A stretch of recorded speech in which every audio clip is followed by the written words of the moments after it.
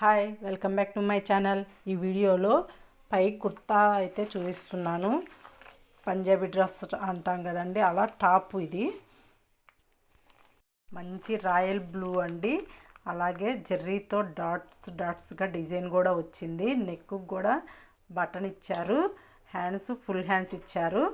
ఇదైతే చాలా బాగుంది చూడటానికి. కానీ దీని లైనింగ్ వచ్చేసి నేను ఫస్ట్ టైం చూస్తున్నా అండి. అలాంటి లైనింగ్ ఇవ్వటం. మామూలుగా అయితే మనం కాటన్ వేసుకుంటాం, పాలిస్టర్ వేసుకుంటాం.